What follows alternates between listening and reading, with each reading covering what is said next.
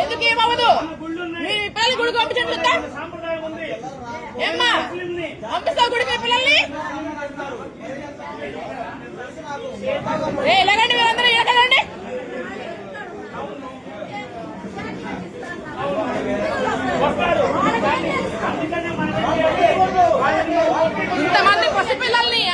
ఇంతమంది పసిపిల్లల్ని వీళ్ళందరూ ఎట్లా చేస్తారు చూడండి. ఎంత చిన్న చిన్న పిల్లలు, చిన్న చిన్న పిల్లలు తీసుకొచ్చి వీళ్ళ మనసులో ఏం నింపుతున్నారు వీళ్ళు?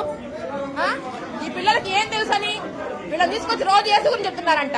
వీళ్ళలో చూస్తేనేమో రాముడు, శివుడు, కృష్ణుడు వీళ్ళ విగ్రహాలు ఉంటాయి. వీళ్ళు తీసుకొచ్చి పిల్లల మొహాలు అందరికి బొట్లున్నాయి. వాడేడి విభూతి పెట్టుకున్నాడు, వాడి మొహానికి విభూతే ఉంది.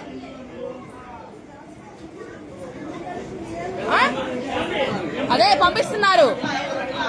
అందరి ఇళ్ళకి వెళ్తానని ఇప్పుడు. రే నువ్వు ఉండరా, నువ్వు రే మీ ఇల్లు ఎక్కడరా?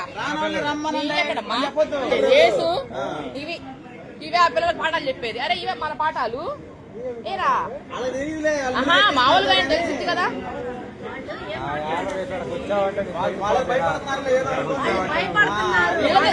చుట్టుపక్కల ఉన్న వాళ్ళు తెలియాలమ్మా. రోజు వస్తారు, వీళ్ళు వచ్చిన తర్వాత ఇంకెవరు రావాలని చెప్తారు.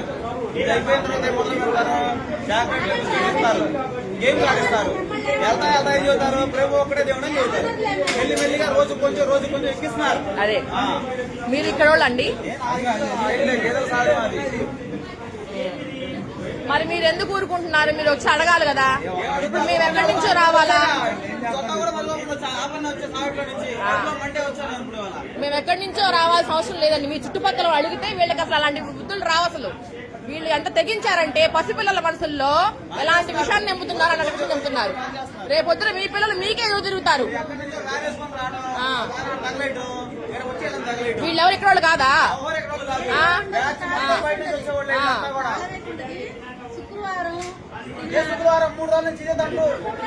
వీళ్ళు లోకల్ వాళ్ళు కానప్పుడు మీరు ఎందుకు రాణిస్తారమ్మా? ఇక్కడికి అసలు పోలీసులు పట్టుకుపోతారు వెళ్ళండు.